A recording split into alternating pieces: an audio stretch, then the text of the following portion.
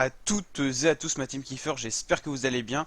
Aujourd'hui pour cette nouvelle vidéo, on se retrouve pour la présentation complète de l'étape 6 du Tour de France 2020. Présentation complète signifie présentation du profil de l'étape, des favoris de l'étape et un petit pronostic.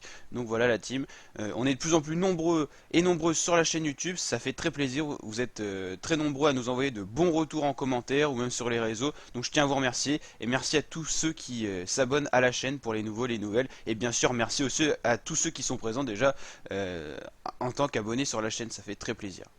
Donc on s'égare pas plus longtemps et c'est parti pour cette présentation complète. Aujourd'hui on a donc une étape de 191 km au programme, une étape assez longue, toute plate dans sa première partie, avec la première animation qui sera un sprint intermédiaire à Saint-Hippolyte-du-Fort.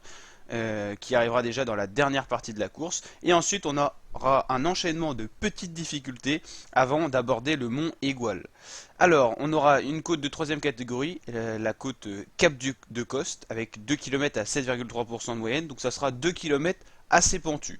Ensuite, on aura le col des Mouraises, 6 km à 4,8% de moyenne. C'est beaucoup plus roulant, mais à 4,8% de moyenne, il peut y avoir des petites rampes à certains endroits un peu plus pentus, on va dire. Ensuite, on abordera le col de la Luzette, qui sera le col le plus difficile de la journée, quasiment 12 km à 7,3% de moyenne. C'est là que s'il y a une bagarre entre favoris, elle aura lieu, sachant qu'il y a un sprint bonus en haut du col, c'est-à-dire des secondes de modification qui compteront pour le général, 8, 6 et 4 secondes pour les positions respectives, donc ça vaut le coup d'y aller.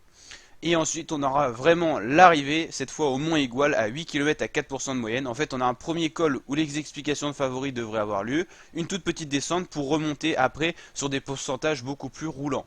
Mais le gros des écarts devrait se faire ici, puis peut-être encore continuer ici si vraiment un leader, un favori, essuie une journée sans tout simplement.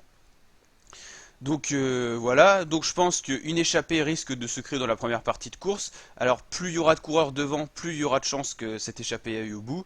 Mais ça se peut aussi que ça soit très bien géré par les équipes qui veulent gagner l'étape en restant dans le peloton, donc notamment des favoris. C'est Adam Yates qui est en jaune, je vous le rappelle, après que Julien Alaphilippe ait perdu son maillot jaune, comme je vous ai expliqué sur ma chaîne YouTube, sur plusieurs vidéos, à cause d'avoir pris un bidon dans les 20 derniers kilomètres. 20 secondes de perdu pour Alaphilippe, il perd donc son maillot jaune au général. On va regarder maintenant les favoris et je vous ferai mon petit pronostic du jour.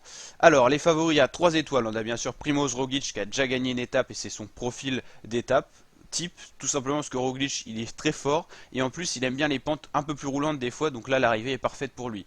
Tadej Pogacar qui a montré qu'il était là, notamment en finissant deuxième derrière Roglic quand on a eu une arrivée en montagne.